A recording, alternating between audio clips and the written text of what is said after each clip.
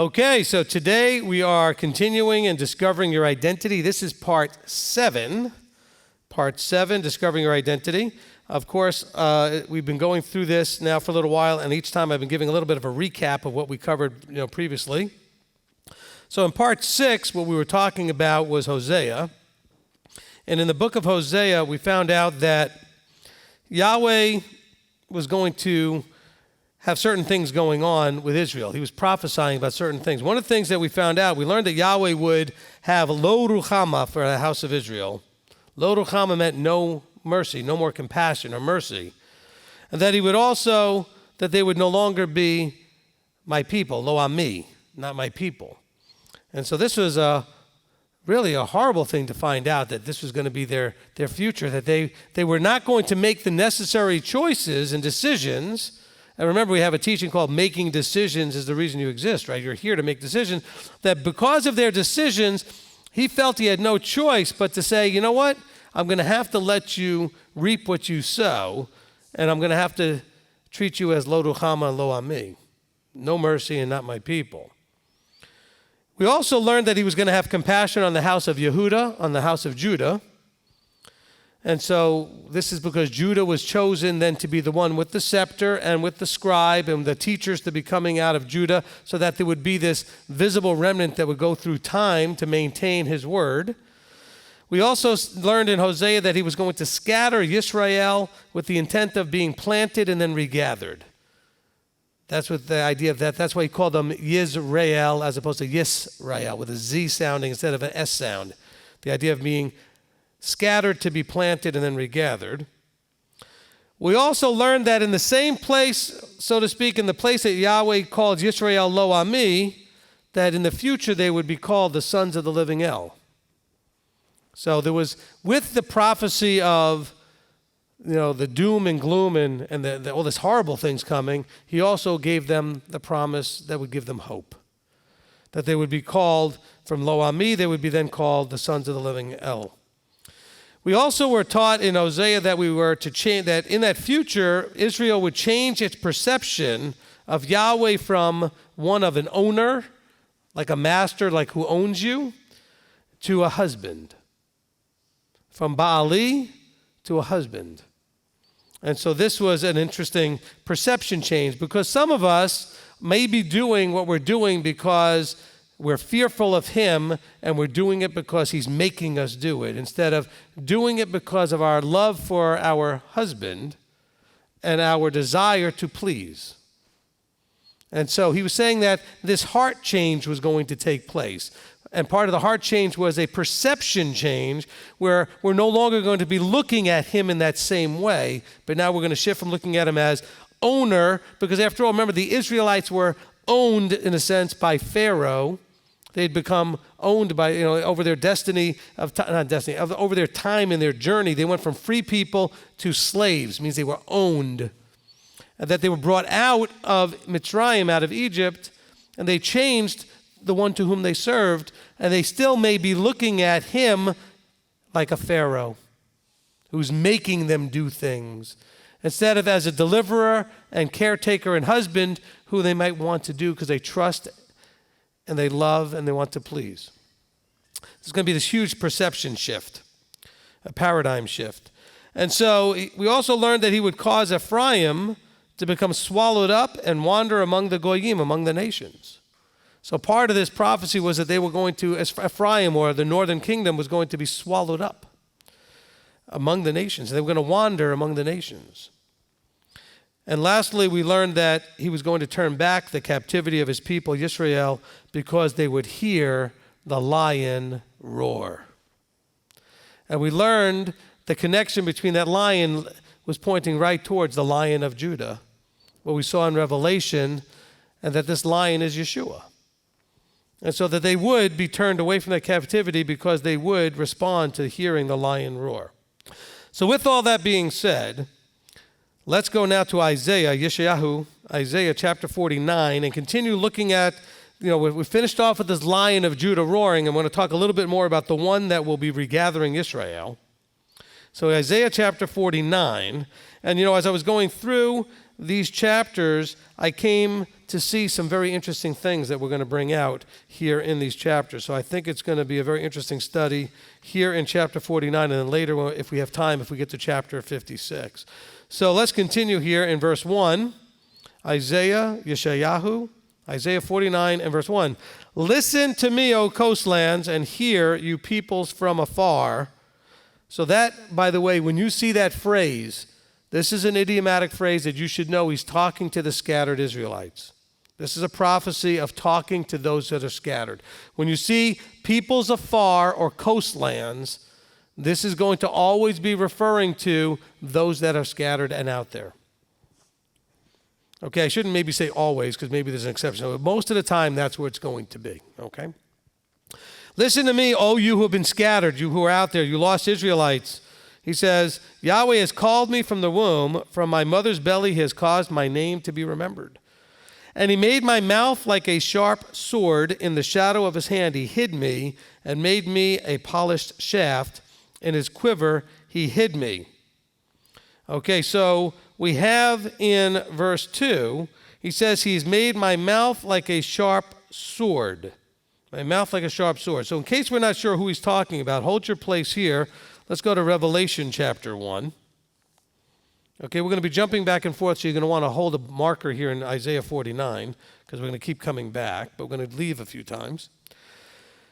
In Revelation chapter 1 and verse 12, it says, And I turned to see the voice which spoke with me, and having turned, I saw 7 golden lampstands.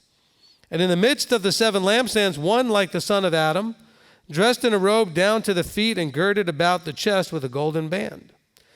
And his head and hair were white as white wool, as snow, and his eyes as a flame of fire. And his feet like burnished brass, as if refined in a furnace. And his voice as the sound of many waters. And in his right hand he held 7 stars. And out of his mouth went a sharp 2-edged sword, and his face was as the sun shining in its strength. And when I saw him, I fell at his feet as dead, and he placed his right hand on me, and saying, Do not be afraid, I am the first and the last, and the living one. And I became dead, and see, I am living forever and ever. Amen. And I possess the keys of the grave and of death. Okay, so we know who this is that we're talking about in Revelation, and this person is obviously says that I was dead and I live forever. We're talking about Yeshua. And yet this is one with it says that out of his mouth went a sharp 2-edged sword. And we're told here in Isaiah that his mouth, he goes, and he made my mouth like a sharp sword. So we're going to know that this is not only talking about, likely a little bit, it's talking about Isaiah himself, but it's really referring to Yeshua. And you're going to see Hebraically what we have going on is layers and depth, where verses can be talking about one thing on a very simple level and be talking about deeper and layered things. So it's a type and a shadow, or it's multiple fulfillments. Look, when Moses said that you are to listen to the one that's like me, a prophet that's going to come, he was talking about, first of all, you're going to listen to Joshua, then you're going to listen to all the other prophets that come through time, but I'm pointing towards the real one that's coming, Yeshua. So we see these things playing through. So here, we know that this is absolutely pointing towards Yeshua. He said, and in the shadow of his hand he hid me and made me a polished shaft. So in verse 2, we also see that this idea of in the shadow of his hand he hid me. In the shadow of his hand he hid me and made me a polished shaft. In his quiver he hid me. What is that talking about? Let's hold our place here and go to Hebrews chapter 10. Hebrews chapter 10. And these, if you've listened to this teaching before, this is all stuff that's not in that teaching. This is all new revelation and new connections. So in Hebrews chapter 10, we'll look at verse 1. For the Torah, having a shadow of the good matters to come, and not the image itself of the matters, was never able to make perfect those who draw near with the same slaughter offerings, which they offer continually year by year. So let's stop there for a second. So the book of Hebrews, a lot of people used to say that the law was done away with, and that was all a terrible old covenant, and we are in this new one now, and blah, blah, blah. But look at what it's talking about. If you're going also to Isaiah 49, it says, look, the Torah having a shadow of the good to come. And the word matters is not in the Greek. That was inserted. Okay? So the good to come. The Torah is a shadow, a reflection, just a hint of the good to come. That doesn't make the Torah bad. If you see me standing outside and you see me with the sun shining, you may see my shadow. Okay, the shadow is not bad. It's just a very pale image, reflection of the outline of me. You don't really see the details. You don't really see a whole lot more than that, but it gives you a little bit of a sense. Okay? And so the Torah was a shadow, and is a shadow of the good to come. The good to come. Now, if you need to listen to the teaching, well done, good and trustworthy servant, because in part 1, we define what good is, scripturally. Yeshua himself says there's none good but the Father. So this good that's coming, he says, now the Torah is just a shadow of that, and not the image itself of the matters, of the good stuff that's coming. He says, and was never able to make perfect. It's all shadows. It's pointing to what's coming. So that doesn't make it no good in any kind of way with that. He said, let's continue. He says, otherwise would they not have ceased to be offered? Because those who served once cleansed would have had no more consciousness of sins. But in those offerings is a reminder of sins year by year. For it is impossible for the blood of bulls and goats to take away sins. Therefore, coming into the world, he says, slaughtering a meal offering you did not desire, but a body you have prepared for me. In the burnt offerings and offerings for sin you did not delight. Then I said, see, I come. In the roll of the book it has been written concerning me to do your desire, O Elohim, saying above, slaughter a meal offering and burnt offerings, etc. for sin you did not desire, not delighted in, which are offered according to the Torah. Then he said, see, I come to do your desire, O Elohim. He takes away the first to establish the second. So understand that as we're going through this process of understanding the book of Hebrews, connecting it to Isaiah 49, he says, look, he hid me in his hand, the shadow of his hand, and made me a polished shaft in his quiver. He hid me. Because when he takes the arrow and shoots it, it has to hit the mark. It hits the mark. And so he's saying he hid me where? He says in the scroll, in the roll of the book, it was written concerning me. He hid Yeshua in the Old Testament. He hid Yeshua in the scrolls, in the Torah. All of these things, the sacrifices and everything, all pointed to aspects of him and his role in the whole process of this. But he said, look, these are shadows. These are shadows. So I want to help you understand. He says, look, he made my mouth like a sharp sword, and in the shadow of his hand. What is the shadow? The Torah. He says, for the Torah having a shadow. He's telling you, he hid me in the Torah. Isn't this a beautiful connection? He's saying he hid me in the Torah so that I could become a polished shaft, ready to aim true. That's what he's doing with you too. Allow the Torah to transform you, to make you a polished shaft to be hidden in and put in his quiver. Oh, but that shadow stuff is just done away with. No, it's a taste. It's just a little thing to make you want more. You want to see what it's pointing towards. And then when you see what it's pointing towards, you go, oh, how awesome is that what it's pointing towards? Does that all of a sudden make you no longer interested in the shadow and say, oh, well, that's terrible stuff? No, it means that you don't need the shadow as your focus anymore. Not that the shadow is done away with, because the shadow is still a reflection of the person. But now you're focused on the fullness of Yeshua, and hopefully you understand and have done the studies to understand that Yeshua is the living Torah. He's the walking, talking, full embodiment of what Torah is all about. That's why he kept every bit of it perfectly. So we have this understanding here. Now let's take that understanding, and because he says, look, it fits right in there. He says, see, I come in the roll of the book. He says, I was hidden in there. He says, you did not desire these offerings, but a body you prepared for me. So all of these things are about preparing and hiding.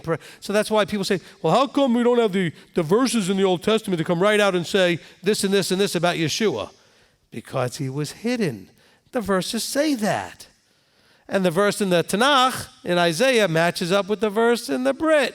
And not only in the book of Hebrews, it matches up with Colossians. Let's go to Colossians chapter 2. Okay, we're going to deal with some of these verses you get slammed with all the time. Colossians chapter 2.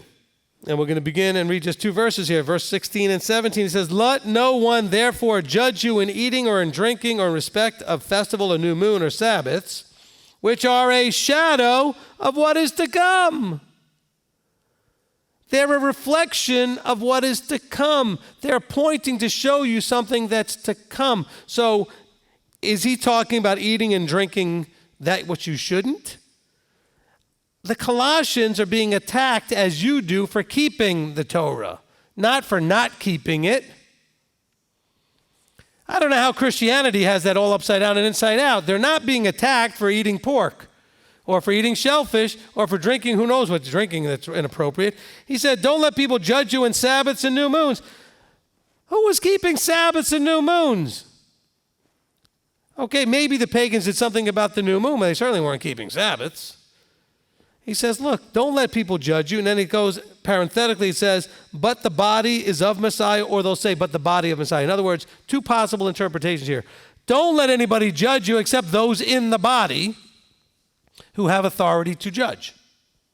Or he could be saying, don't let anybody judge you because these things are a shadow of what is to come. And what is to come? Mashiach. Because this is of Mashiach. It's all pointing to Mashiach. Because, again, he's talking about shadow. Here, we got it in the book of Hebrews. We got it here in Isaiah. And so hopefully now you've got another tool to connect these dots. He says, let no one judge you in respect to these things because they are a shadow of what is to come. What is to come? He says, I've been polished and hidden in the shadow of his hand. Well, he wrote the Torah with his hand. Okay, and then of course in Hebrews, it talked about being hidden. Let me just go back and just quote this correctly. Give me 1 second. Back in Hebrews 10, it says, look, having a shadow of the good to come. So Colossians, it says, which are a shadow of what is to come. What is to come? The good. What is good? Only that which comes out of the Father's mouth. Only that which comes forth from the Father is good. Yeshua says, why do you call me good? There's none good but the Father, but one. But the Father that's in the heavens. And by the way, that means that he gets to define what's good and what's not good, which is why the teaching on, like I said, well done, good and trustworthy servant is so important, because the whole first part goes scripturally, verse by verse, defining from Scripture what good is. And I promise you the answer is obedience to the commandments is good. Okay? It is good. All right. So let's go back now to Isaiah chapter 49. And in verse 3, he now says, and he said to me, you are my servant, O Israel, in whom I am adorned. You are my servant, in whom I am adorned. Now, sometimes Israel is referring to Mashiach. Sometimes Israel is referring to the northern kingdom. And by the way, he could be, at this point, he talked about this one to come who's got the mouth like the sharp sword, etc., who's been hidden. And now he could be saying, look, and he said to me, you are my servant, O Israel, in whom I am adorned. And I said, I have labored in vain. I have spent my strength for emptiness and in vain, but my right ruling is with Yahweh, and my work is with Elohim. So this could be referring to other prophets who've worked and felt like they worked in vain because nothing was happening. Or it could be those that are in Israel saying, oh, everything we've done, we thought we were doing it for Yahweh, but it was in vain because we didn't do it right. So we've got lots of different ways that we could be looking at this particular section of verse here. So in verse 4, he says, and I said I've labored in vain, I've spent my strength. And then in verse 5 he says, and now said Yahweh, who formed me from the womb to be his servant, to bring Yaakov back to him, though Yisrael is not gathered to him, yet I am esteemed in the eyes of Yahweh, and my Elohim has been my strength. So, and then verse 6 he says, and he says, shall it be a small matter for you to be my servant, to raise up the tribes of Yaakov, and to bring back the preserved ones of Israel? And I shall give you as a light to the Goyim, to the Gentiles, to be my deliverance to the ends of the earth. So Yeshua was born, it talks about here, from the womb, etc., with a purpose. And by the way, didn't we read verses that talked about, I've not come except for the lost sheep of the house of Israel? We started this teaching with verses like that. So he says here, shall it be? You know, he said he formed me from the womb to be a servant, to bring Yaakov back to him, though Israel is not gathered to him. He says, shall it be a small matter for you to be my servant, to raise up the tribes of Yaakov, bring back the preserved ones? Now, the word here for preserved comes from, it's a form of the word notzrim, or Nazarene. So the preserved ones are the Nazarites, or the Nazarenes, those that are connected to the branch. A netzer is the Hebrew word for branch. And that's where you get Nazareth, is the town of the branch. So a lot of the descendants of David ended up in Nazareth because it said the branch was going to come out of Yeshua. And so coming down through the line of David HaMelech, David the king, you see this branch. And so he said, look, he says, and you're going to bring back the notzrim of Israel, the branches within Israel, and I shall give you as a light to the goyim, the Gentiles, to be my deliverance to the ends of the earth. So there is a verse that says, and I didn't put it in my notes here, that says, it is his desire, if possible, for all men to be saved. We should all know that verse. And so this is part of his plan of how that's possible. Now we know it's not going to happen because man is going to make their own choices and some of them are going to choose poorly. But it's at least possible through this process for the word to get out there to all. So he scatters Israel amongst the nations, sifts them like a sieve through the nations, and then he's going to regather them. And he says, and look, I'm going to give you, in my regathering, I'm going to give you as a light to the Gentiles. He says, I'm going to give you, Mashiach, are now going to be a light to the Gentiles as you go through the regathering process so that you can be my deliverance to the ends of the earth. I'm going to give you as a light. Amen. Amen. Okay, let's continue in Yirmiyahu in Jeremiah chapter 33. Let's go to Jeremiah 33. See, part of this identity issue that we're going through is also to understand his plan. You know, when he started off with Avram and said to Avram, before he even became Avram, he said, I'm going to make you the father of many nations, of many goyim. We can now see how that plan is playing out. How did he plan to do that? Now, he already knew the end from the beginning. He knew, he didn't explain it all to Abram, but he knew what he was going to do. He knew that I'm going to walk through this process with you and your descendants. They're going to be stiff-necked and rebel and make me disappointed enough in them to scatter them. And then I'm going to scatter them, and in that process, I'm also eventually going to regather them as I work on their hearts. And then when I regather them, because they're scattered amongst all the nations, when I send the one who's going to, he says, I'm going to send you, whoever the you is, we know that to be Yeshua, I'm going to send you to the nations. You're going to be a light now to the nations so that the nations can come in. And deliverance could be available to all. What an incredible, incredible plan. And you can see it only when you zoom out. When you zoom in, you can't see it because you're only looking at a piece of it. We have to sort of zoom out and connect the dots. This book right here, this is the world, the scriptures. This is the universe's biggest jigsaw puzzle. That's what this is. And if you could put all those pieces together, now imagine a jigsaw puzzle with 1,000,000 pieces. It'd be really hard to even have an idea of what you're working on in one little piece unless you got way up high and could look down on it. Because if it was 1,000,000 pieces, it would be, I don't even know how big that would be, but it'd be blocks and blocks big, right? This huge puzzle. And if you're right on top of it, you wouldn't really be able to see what the picture is. You have to zoom out. And so that's what we're trying to do here a little bit. In Yirmiyahu, in Jeremiah, 33, and in verse 23, and the word of Yahweh came to Yirmiyahu, saying, have you not observed what these people have spoken, saying, the 2 clans which Yahweh has chosen have been rejected by him. So what 2 clans is he talking about? The 2 groups of people. He's talking about the 2 houses. The house of Yisrael or Ephraim and the house of Judah, the house of Yehudah. And so, do we not see the church doing that today? Well, God rejected those guys. It's about us now. This was happening in Yirmiyahu's time. People were saying, hey, those 2 clans, the 2 clans which Yahweh has chosen, have been rejected by him. So they have despised my people no more to be a nation before them. So they're despising him, saying they're rejected. But thus said Yahweh, if my covenant is not with the day and night, And if I have not appointed the laws of the heavens and the earth, then I would also reject the descendants of Yaakov and David my servant, so that I should not take of his descendants to be rulers over the descendants of Abraham, Yitzhak, and Yaakov. For I shall turn back their captivity and have compassion on them. He's saying, look, you still see day and night? You still see the heavens and the earth all still functioning according to the laws that he put into place? Physics, biology, and chemistry, and all those things that he... By the way, those are Torah laws too. I mean, everything that exists still obeys the laws of physics and chemistry and biology that he put into place. So things function. So he says, look, if you can still see that, and he uses that a lot in Scripture. He'll say, as long as you can see the heavens and the earth, as long as those things have not passed away, neither has my covenant or my relationship or my promise. He connects those things as visible signs saying, hey, you can still see that stuff? Then it still exists. So he says, if those things didn't exist, then okay, then I would reject, but those things still exist. I'm not rejecting.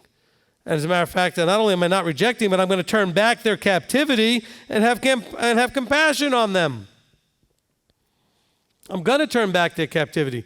He says, I know people are speaking badly and saying he rejected, blah, blah, blah.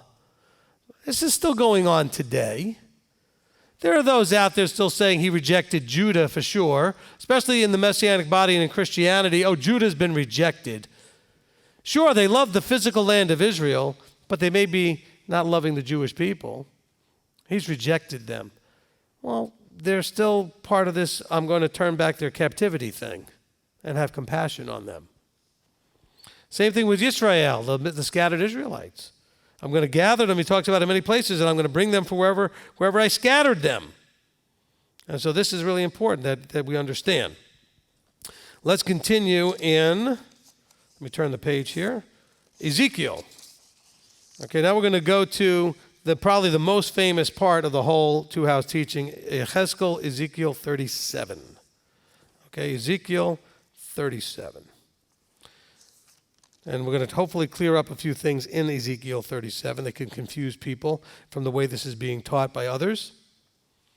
Okay, so we're going to begin in verse 15, the prophecy of the two sticks. And the word of Yahweh came to me saying, and you, son of man, take a stick for yourself and write on it for Yehudah and for the children of Israel, his companions. Take then another stick and write on it for Yosef, the stick of Ephraim, and for all the house of Israel and his companions.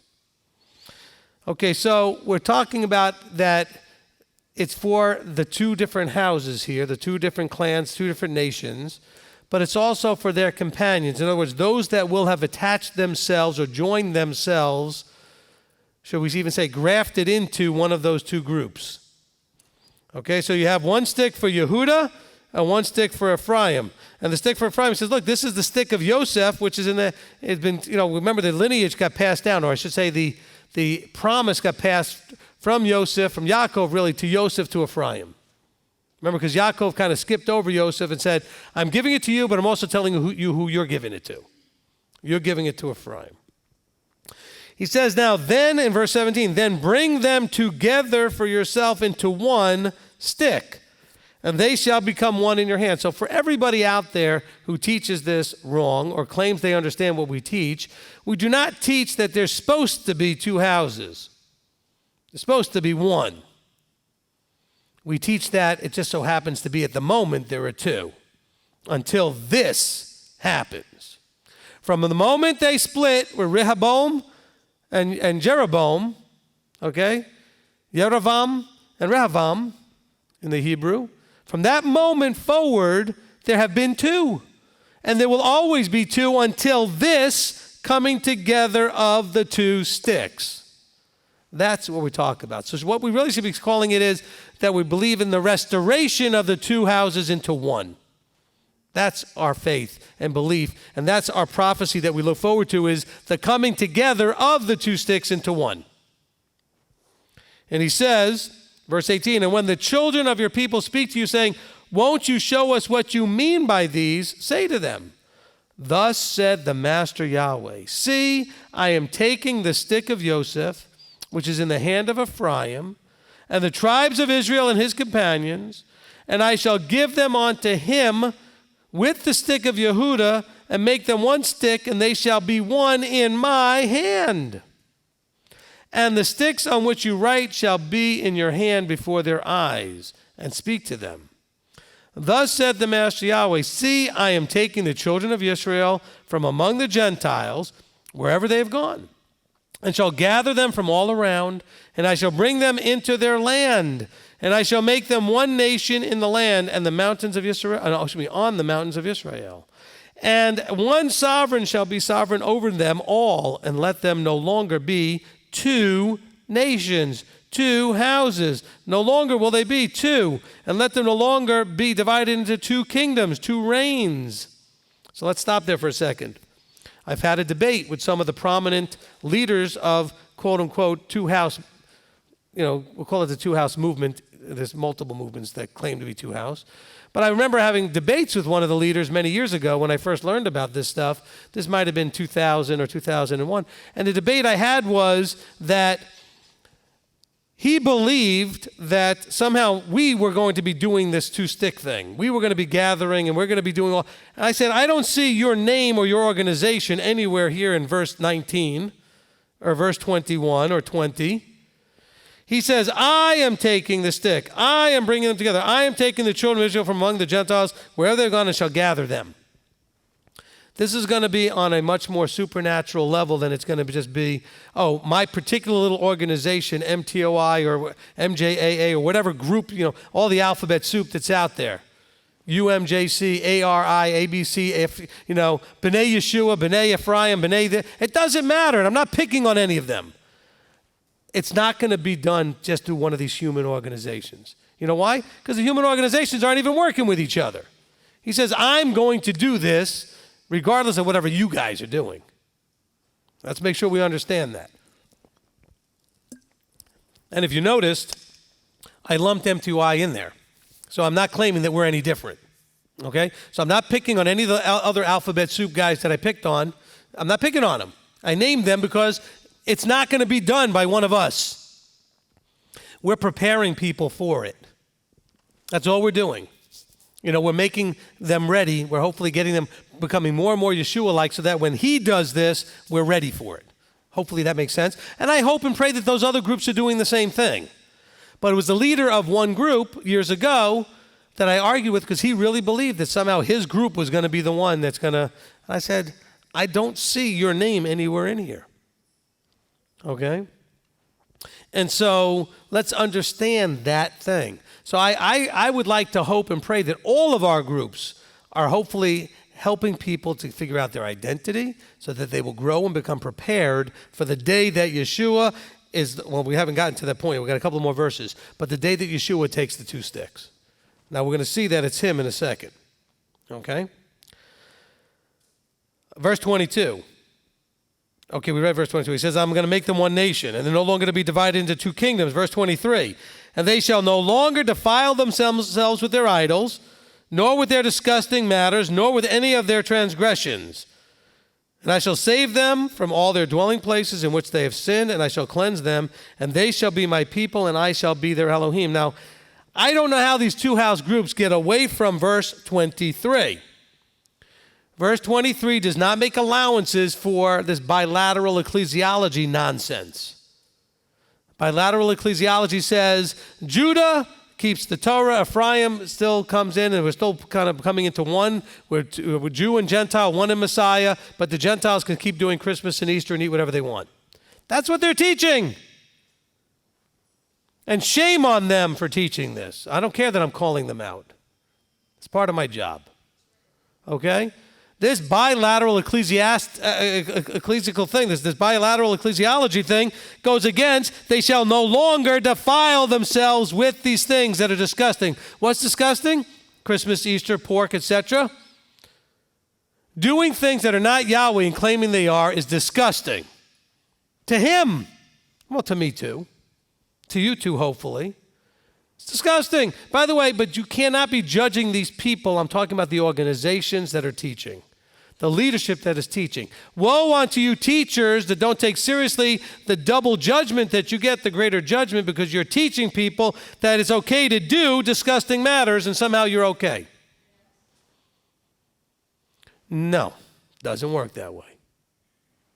He says, I'm going to make them one nation in the land and on the mountains of Israel, and one sovereign is going to be sovereign over them. They're not going to be two, but they're not going to be Jew and Gentile, being Jew and Gentile. They're going to be one nation called Israel. This is why we've said over and over again, there is no such thing as a Gentile believer. You cannot be. If you're a believer, then you're a former Gentile. You were a Gentile. Gentile means you're not in the camp. You can't come in. You know what? If you come in and you're not in the camp and you're a resident alien, we have a name for that. There's what's called a toshav. Remember Exodus 12. It talks about the stranger. We have the nechar, the toshav, and the ger. You're living in the nation. You're dwelling in the nation, but you're not in the nation. You're among the nation, but you're not part of the nation unless you are submitted to the laws of the nation. Now you're just a visitor who happens to be a resident alien. So you're living among the others. What do you think the wheat and the tares thing looks like? He says the tares are growing up right there with the wheat. They're sitting in the congregation with you. They look like they're part of the body. But then on top of it, we have to have teachers teaching that it's okay for Jew and Gentile to actually act like Jew and Gentile, and then somehow they're one in Messiah. Not if you're still Jew and Gentile, you're not. That goes for the Jews too. They're going to have to be Israel. You can't just look at yourself, well, I'm a Jew. No, you're Israel. I'm a Gentile. Well, you get a choice. Are you going to act like a Gentile or are you going to act like an Israelite? Are you going to choose your citizenship? We talked about that in previous parts of this. It's citizenship by choice. Okay? So I needed to make sure we pointed out that because he says that they shall no longer defile themselves with their idols and their disgusting things that they're doing. Now, we could think of the things that are obvious, like, well, we think it's disgusting if you do lewd and lascivious things, or you do, when we think about sexual stuff or violent stuff or hurting people, oh, that's disgusting. No. Anything that goes against Torah, he thinks is disgusting. It's sin. But more importantly, he really finds it disgusting when we claim he approves it. Because that's disgusting. See, one thing, breaking Torah is wrong and it's sin. But claiming that when you're breaking it, he approves of it, that's pretty disgusting. Sorry to call a thing what it is, but you got to call a thing what it is. And I'm sorry, but there are books being written and ministries that are embracing this whole bilateral ecclesiology nonsense. And how many of you have heard of this? Okay, a bunch of you. And I'm not going to name the group that's mostly fostering it, but you guys all know who it is. And shame on them. Okay. Continuing, he says, look, and I shall save them from all their dwelling places which they have sinned, and I shall cleanse them. So he's saying now that defiling yourself with the disgusting matters is connected to sinning. That would be things like eating inappropriately, keeping the wrong days, and all that other things that were taught to you incorrectly when you were in the world or in Christianity or whatever. It's sin. He said, I'm going to take them and save them from their dwelling places in which they have sinned, and I shall cleanse them. Cleanse them means I'm going to teach them how to be clean. And they shall be my people, and I shall be their Elohim. It's kind of like a parent has this with a child. The parent cleans a bunch of stuff. It's all washed and clean. The child puts on the thing that's been cleaned and runs out in the mud, comes back out, and the parent's like, why did I even bother to clean it if you're just going to get in the mud again? Well, that'd be the same thing like claiming the shed blood of Yeshua and then going immediately and doing the same things you needed to shed blood for in the first place. What's the point of that? You need to shed blood because of the things you did. It's not the shed blood doesn't mean that now you can do them with no penalty. It means that you're supposed to stop doing them. This is so simple. But it's been made so complicated by foolish people who just don't even understand the havoc that they're causing. Okay, verse 24, he says, the end of verse 23, he says, and they shall be my people and I be their Elohim, while David, my servant, is sovereign over them. And they shall all have one shepherd and walk in my right rulings and guard my laws and shall do them. So if we weren't clear enough yet. So first of all, he says, they're going to be my people and I'm going to be their Elohim. What were those words supposed to trigger? Like with Ruth when she said, your people are my people, your Elohim, my Elohim, your ways, my ways. We're talking about Torah. We're talking about Yahweh and Torah. But also we have here, he says, David, the king, David HaMelech, my servant, is going to be king over them all. So now we either have to believe we're in a reincarnated David or that we're believing in a David-type person that David was pointing towards. And we hopefully all understand David is a living, real person, metaphor for Yeshua to come. David HaMelech was pointing to Yeshua HaMelech, Yeshua the king. Well, listen to what it says. And they shall all have one shepherd. What does Yeshua refer to himself as? The shepherd, the good shepherd. I am the good shepherd. So they can have one shepherd. Now listen, these people who are brought together two into one, who are supposed to be no longer defiling themselves with disgusting matters and idols and stuff, listen to what they're supposed to do. They're going to walk in my Torah, my right rulings, and guard my laws and shall do them. Is it, in case you wasn't clear before, now is it clear? He's not just telling you you're not going to keep doing this other stuff, but he's telling you what you are going to do. He says you are going to embrace and walk in because you're going to let the shepherd lead you, and the shepherd leads you in Torah. In my right rulings, and guard my laws, and shall do them. And they shall dwell in the land that I have given to Yaakov my servant, where your fathers dwelt. And they shall dwell in it, and they and their children and their children's children forever. And my servant David be their prince forever. And we know David HaMelech was already dead for a long time. Okay? So we're not talking about literally David, but who David represents when Yahweh talks in the future. Because David is the man after Yahweh's own heart. This is the one great king that he points to. And Hezekiah was a great king also, but this is the one. There is none that's referred to higher than the way Yahweh refers to David. Okay, King David. And so we know this is pointing to Yeshua. And so he says, look, they're going to dwell in that land forever, and David will be their king. So has this happened yet? No. Okay, this has not happened yet. He says now in verse 26, and I shall make a covenant of peace with them. An everlasting covenant it is with them, and I shall place them and increase them, and shall place my set-apart place in their midst forever. So he says, I'm going to place them and increase them. This is all him. He's doing all the work here. Okay? I'm going to make this covenant of peace. I'm going to place them, and they're going to be, now listen, and I'm going to put my set-apart place in their midst. And I'm going to put my set-apart place in their midst.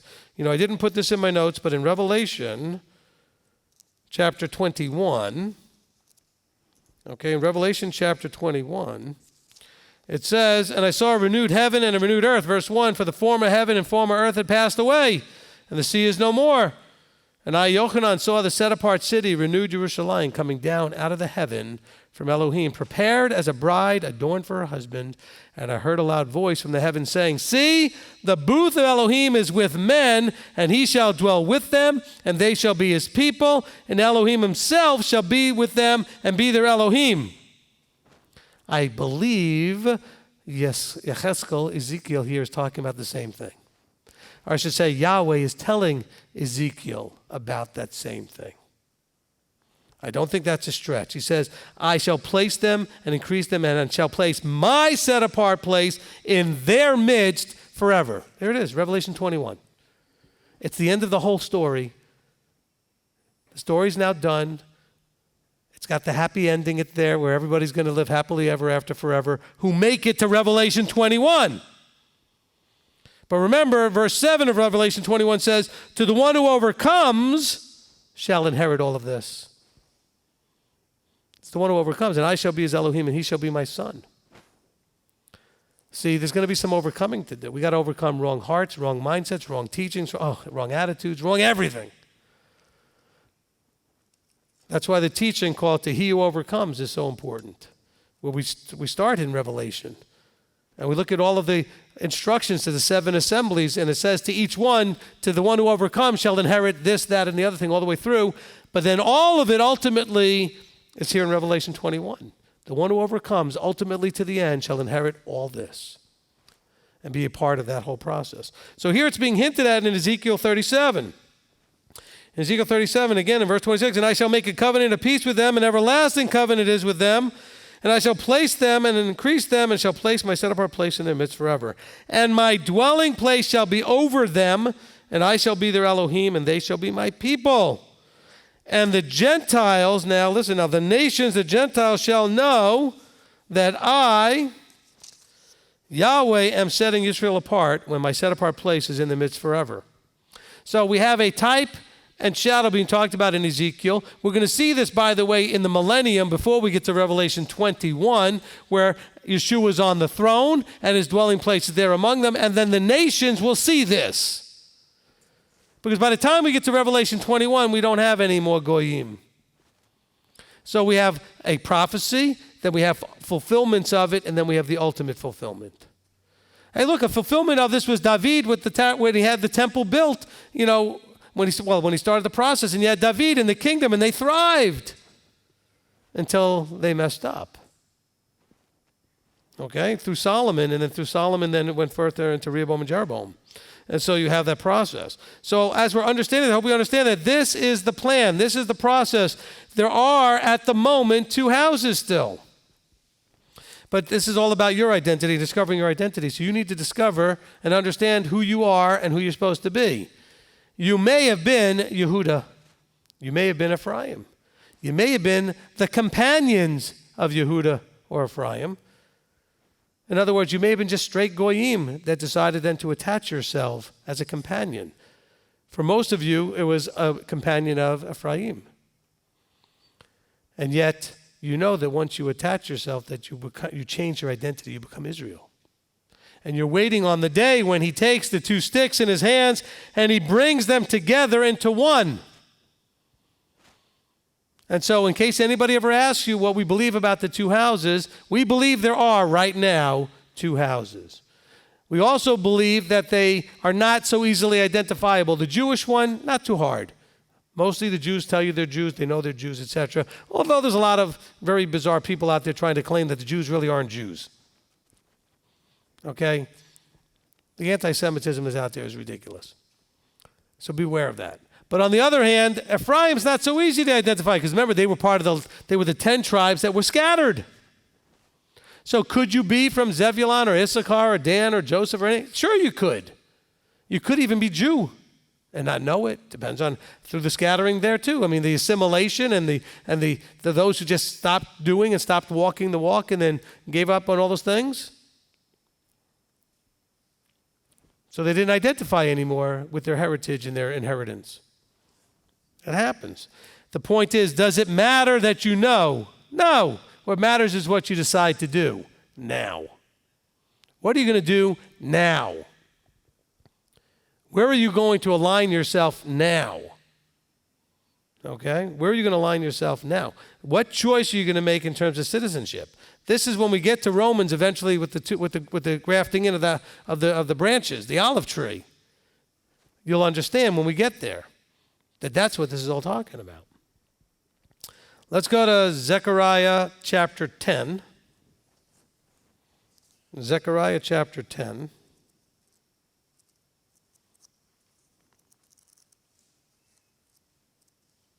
Okay? Zechariah chapter 10, and we're going to read verse 6 through 10.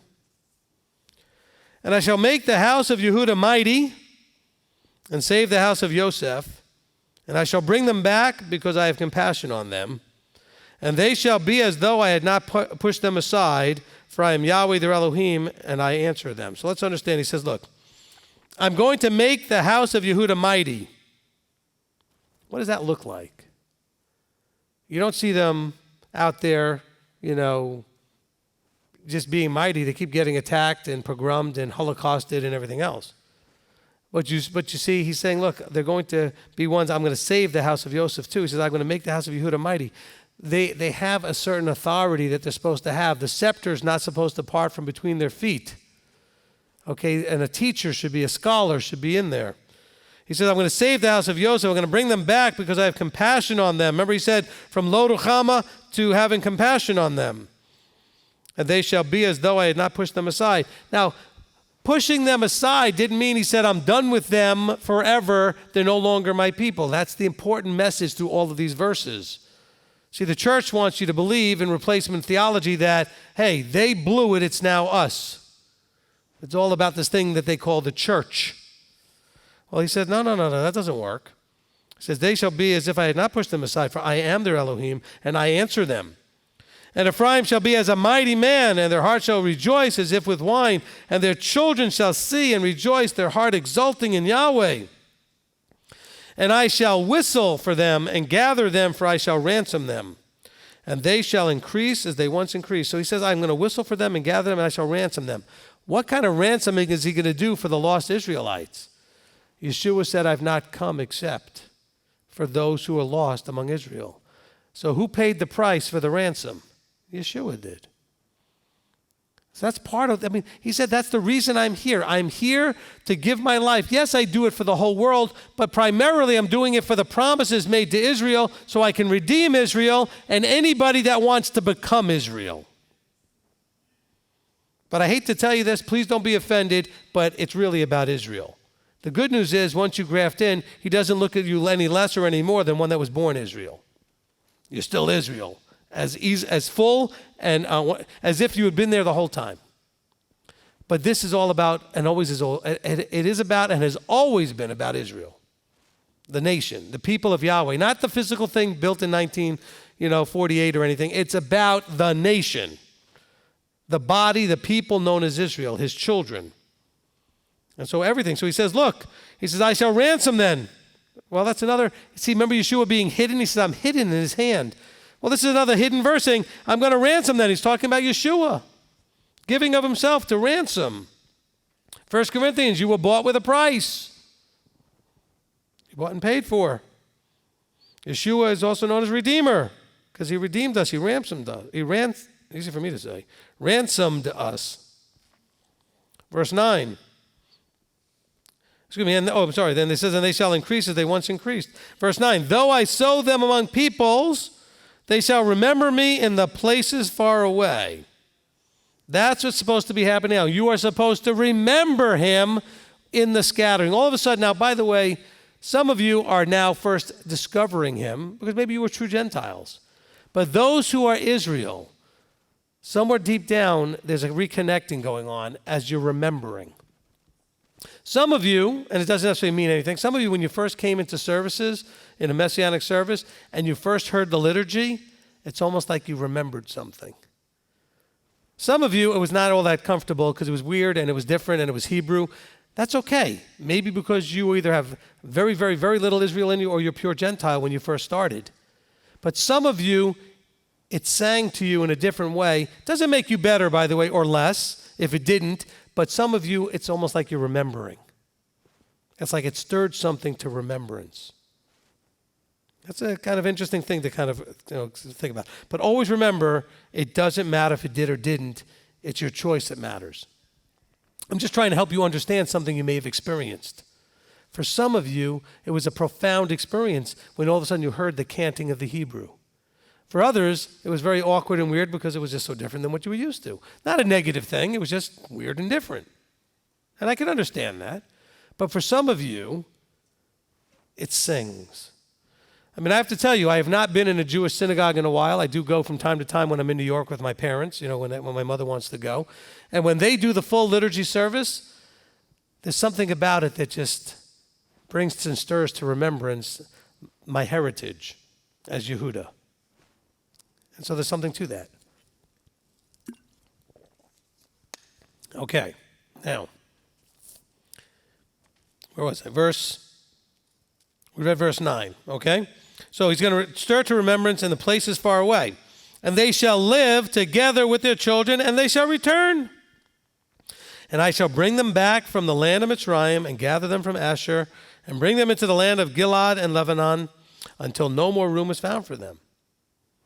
So he's going to regather us, and it's going to be there's not even going to be any room for everybody. when he starts gathering them from everywhere that they are.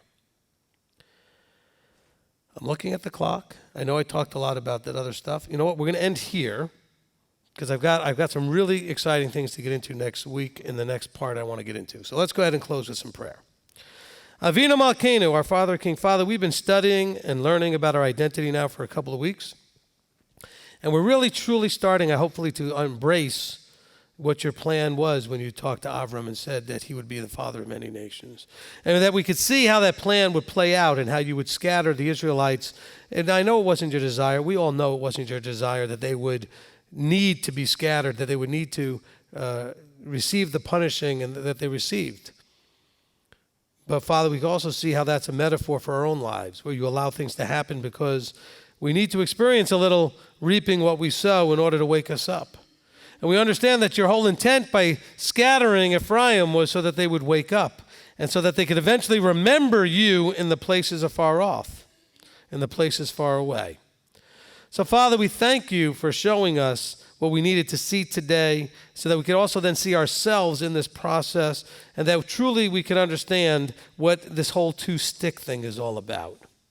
That we can understand that it is you that will take these two sticks, which are in your hands, that you have each house, the house of Yehuda and the house of Ephraim, in your hands, and you are guiding and allowing things to happen to meet and to fulfill your purposes. But Father, we also know that at one day, we believe at the return of Yeshua, that Yeshua will take both those sticks in his hands and make them one again.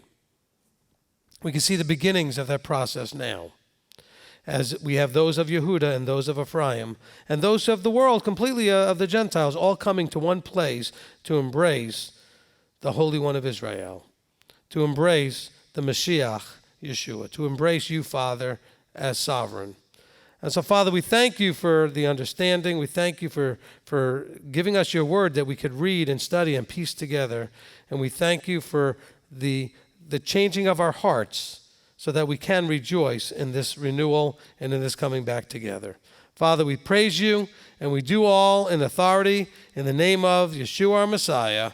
And it's in his name that we pray, and we look forward to his return. Amen.